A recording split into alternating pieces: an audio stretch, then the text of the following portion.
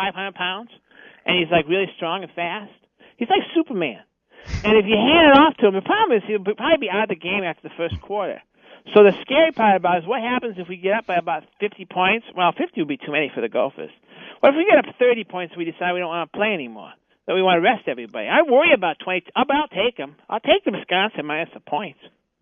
That's what you have to worry. This is when, if you're a good handicapper like me, you have to pay attention to crap like that. Dan from Woodbury, who I think is bored with crap like that. If they get the axe back, does Maturi use it to chop off Brewster's head? I think they slow on the trigger. We don't have one on every page like they do. We have to search for ours. We have one on every page. Yeah. I take, Wisconsin and the Gophers will not cover. What is the spread? 22. Ooh. Nah, they won't, though. Because Wisconsin will roll it up. I hate to suggest Carl makes some sense, but he kind of does in that at some point they're going to go to the second, third, fourth stringers, and we are a very good garbage team. A-Webb is the best garbage time quarterback in all of football. He's proven that. Yeah. Man. I'm taking Wisconsin. You're taking Wisconsin. Guardsy, what are you taking? You guys are underestimating the brilliance of Tim Brewster in the meaningless final 2 minutes of the game drill where they somehow always score a touchdown and screw up the spread. So I think the third stringers coupled with Brew's ability to find something positive to build on for next week, which we've done twice now without building on it. They'll score a touchdown, and the Gophers will cover that 22-point spread. Now I spread. remember what happened last week was that Northwestern guy picked the ball off and running towards the end zone, decided to fall down. That's correct. Yeah. It screwed up the spread. That's correct. Idiot Northwestern kid. Well, that's not very nice. I've heard the Northwestern kid's a sickie. Might be. I'll take Chicago. I'll take Minnesota to cover. That's typical. Wow. I'm going to take Minnesota. You're on Brewster's bandwagon now, aren't you? I'm starting to warm up. You are. Brewster's junk.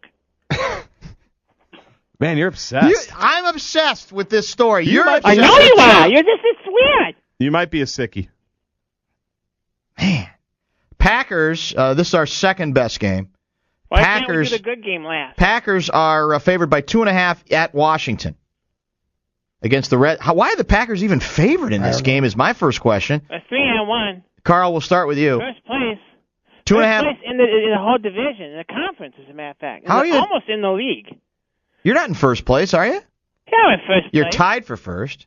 Yeah, well, so first place is first place. All right. How many Super Bowls have you won? Packers are favored by 2.5. That's not going to be close. Is it Washington got real lucky? And then Donovan McNabb. What's his name's hurt, too, one of their running backs? Portis is out. Yeah, because we got a lot of injuries, by the way. I don't know if Here's the deal, though, is we're not going to make excuses about that. Maybe you should start. No, because we have nothing to be excused for. We're going to win this game going away. 2 touchdowns. Easy. Common? I'll take Washington. Guardsy? I think I'm going to take the home team as well. I am, too. Go ahead. This is where we're all taking Washington. Green Bay's not that good, and you lost, and Barnett's out now. You keep losing players. You got no defensive backs left, and Washington's not great. And you've got they're at home, and they're a little encouraged after what they did last week. And Rodgers, by saying he doesn't really care that they got Marshawn Lynch, he really does care. He's mad that there's dissension in that locker room. I'm telling you. We're going to score 50 points this week. Jets at home, Monday Night Football. Pregame show starts at 5:30 on the Fan. Favored by 4 over the suddenly beleaguered Minnesota Vikings. Carl.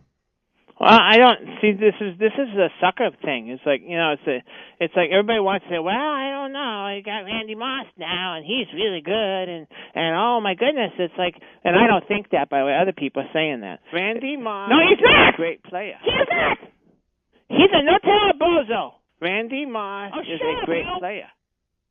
What's your pick? Did you make a pick? I didn't even remember. Because it's a trick game. Because I think a lot of people think that, this is the Vikings' time. They're going to come back, and that's kind of a lot of points for on Monday night. And Brett Favre's going to do great. I don't think so. I think that the Jets are just too damn good. They're too damn good for Minnesota, and Minnesota's not very good. Dan from Woodbury? 4 scores and 7 touchdowns ago. I think Moss has 4 touchdown catches. Vikings win in a romp. I'll pick next, guys. I'll let you finish on this one. I think Jets will cover. I actually think the Vikings might get routed in this game. I think they will. I think eventually. With Moss and Favre? Yeah, I think Moss will be fine eventually. I think Favre's going to get. He's going to. Well, I'm not going to say it. he might get knocked around a great deal in this particular ball game. They're going to come after him from all angles, and they're not. And it'll all be photographed. Let me ask you something. Yeah. Did he send those pictures of it still around too? Yes, actually, he did send those. His agent be bruised this week. Yeah. So, Common, you went with the purple. I think Moss scores purple big. I went with the Jets to cover and to win. Guardsy. The love for me still here in Minnesota, and all I've been seeing is nothing but positive. So, to all the Viking fans and that's coming to that Metrodome, pull your 84 jerseys out, man. I think this is going to be a fun ride. And what jersey did you pull out? I pulled out my 84 jersey. You're a rube. Big time rube. If Randy Moss made it happen. If only that was all that Favre had. Oh, well. Wow, you're a sickie. Because you're a sickie. Is that what it is? You think I'm a sickie, Carl? If you couldn't tell, I'll take the Vikings. You'll take the purple. Why not? You like this story about Favre, don't you, Dan? Well, because you're a sickie. Yeah, I guess I am a sickie. Carl, are you a sickie? No. Hey, by the way... Oh. Did he hang up? I was going to ask him about if his daughter's off suspension. Did she get suspended for spitting at a fan or something? No, she mooned. She mooned a fan. No, that was the opposing team. That was an assistant coach. Oh, sorry. But she got into an altercation with a couple of fans at the 9th grade game, and she wasn't allowed to play varsity because of that. So she's demoted again? Apparently. We'll really miss her. Well, we asked if there, we asked if there was a game last week, and Carl said there was an issue, and he apparently stood up for her, spitting in the fan's face.